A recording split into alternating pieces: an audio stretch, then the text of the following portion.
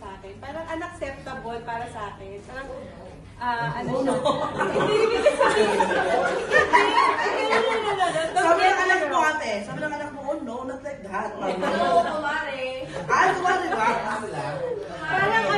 Parang I'm not deserving of those good and kind words. Hindi ko yun siya nakikita na nararamdaman nyo towards me or hindi ko yun na-expect talaga. Sobrang na-overwhelm ako na ganun yung tingin mo sa akin. But in reality, yung tingin ko sa sarili ko, hindi ganyan. Oh no. Oh no! Oo, hindi ko talaga, kaya naiiyak ako kasi hindi ko alam, hindi ko nararamdaman. Hindi ko alam na ganyan pala yung impact na ko sa inyo. And I always thank God kasi despite all my flaws and I'm not perfect person. I'm just trying to be ano ba?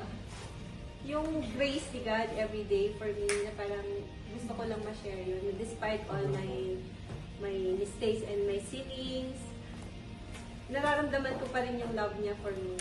Na parang it's overflowing that I have to share it with everybody. Na parang hindi ako magaling dito sa speech eh. Pero sobrang thank you. Salamat sa pagpunta mo kasi na-appreciate ko yun kasi palagi kang absent. Ayan na, salamat na. Joke lang. Naintindihan naman namin. Pero galing mo talaga bumili. Thank you, Kuya RJ. Salamat. Rian, sa palaging si Rian, sobrang kind ng words niya sa akin palagi. Nakaka-uplift din ng spirit. Parang feeling ko, sobrang good ate ako. Salamat. Angel, salamat sa pagpunta. Take care of each other. And Michelle, salamat din sa mga times na nagkikinig ka and nagtatrust ka din sa akin. Yung heart content mo ba? Keep on believing yourself. And Giselle, mag-uusap pa tayo. Keep moving forward. Okay. Ate Rachel, I'm very sorry. There are times that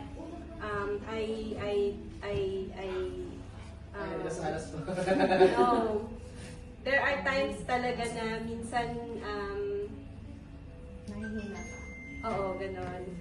Si Ate Rachel talaga yung palagi kong pinakausap ko to encourage you dun sa group, lalo na sa group. Kasi sabi ko kay Ate Rachel, hindi talaga ako yung iniisip niyo na social battery. I mean, yung social battery ko, hindi siya introvert talaga ako.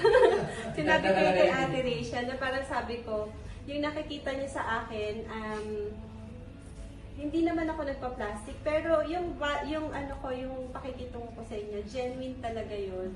But there are really times that I shut myself down.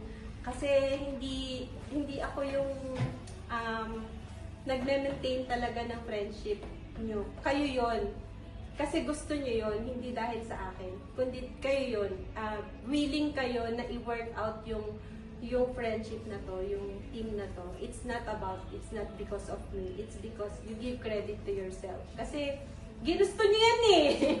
Ginusto niyo yan isa-isa. You stayed in the group. Hindi ko kayo sinabi na magstay kayo dyan.